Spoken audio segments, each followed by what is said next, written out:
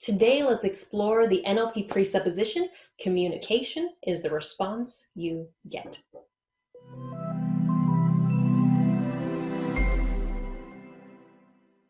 NLP is made up of many presuppositions or assumptions. These assumptions are just what NLP is based upon, or at least a training or a book or a workshop, because there's lots and lots of them. They're not necessarily beliefs. They're concepts that help to explain a little bit about how NLP works. One of them is communication is the response you get. Now, when I first heard this one, it took me a little while to figure out what did it really mean. But then once I figured it out, it made so much sense to me. It means that I'm in charge of what I'm saying, but not how it's taken or delivered. And how somebody takes a message that I have, that's what I've communicated. Very recently, I've been working with a client, and he started a new job.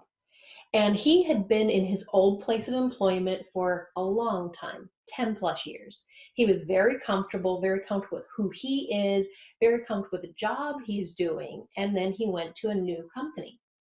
And in this new company, he just jumped straight back into how he's always been. But they thought he was a little bit too confident, a little bit too comfortable, a little bit too touchy-feely even, because he's very much a toucher. He's a hugger. And on the first day, he hugged people. Within the first week, he got called into his manager's office and got a warning for his behavior. He's great at his job, but his interpersonal communication, ooh. And he was like, what am I doing wrong? So they didn't really, unfortunately, give him much feedback. So he tweaked what he could without actually knowing what was going on. And 2 weeks later, he got pulled into the office again. And they said, look, we like the work that you do, but if you don't change it, we're going to have to let you go. And that's when I got the phone call, because it was like, Heidi, what am I going to do? With a little bit more digging and finding out information and getting some specifics this time, he was able to learn that even though his intentions, his behaviors have a positive intention to hug somebody or put his hand on their shoulder or get close to somebody because he's a fairly close talker, that sometimes that made people uncomfortable. And him just jumping in and being his gregarious, fun-loving self intimidated a few people who needed to get to know him first. And so again, although his behaviors had positive intentions, and he even said, but I have a good intention. And I said, yes, but if somebody's being intimidated by how you're doing something, is that what you want to communicate? No, not at all. But that was the response he got. And if people were uncomfortable by him hugging or touching, even if he has a positive intention and it's not malicious touching or inadvertently, it is inadvertently, but it's not demeaning or sexual in any way. It's just a touch to him. But to who he was touching, that hand on the shoulder, the hug that he would give, it was uncomfortable. And that uncomfortable feeling and that inadequate feeling, that all drowns out the message that he was communicating. Once he was able to understand this, that it's not the behaviors he's using, it's not the intention that's behind those behaviors, it's the response those behaviors create. That's the meaning of his communication.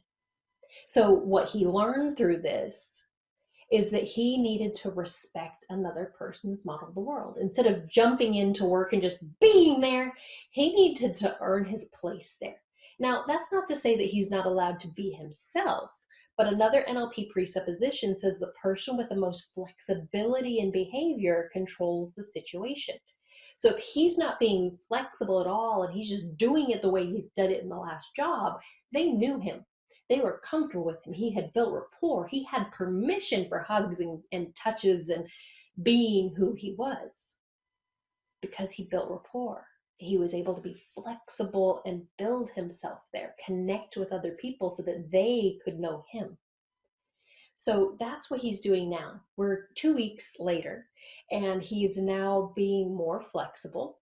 He's a bit more subdued in the office, doing much better. And so far, the feedback is that what he is communicating to people is being listened to, heard, and understood. If you are ever getting a communication back, a response back that isn't what you anticipated, it might not be how you said it or what you said or the intention behind it. It's simply how it's being picked up from someone else. You're not in charge of how they pick it up, you're in charge of how you communicate it. And if somebody's picked up something incorrectly, recommunicate it so they can drop that and pick up what you're talking about.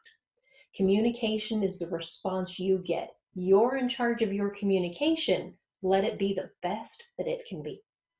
Thank you for joining me today. If you've liked the video, thumbs up on it, subscribe to the channel, share it, and I'll see you next time online.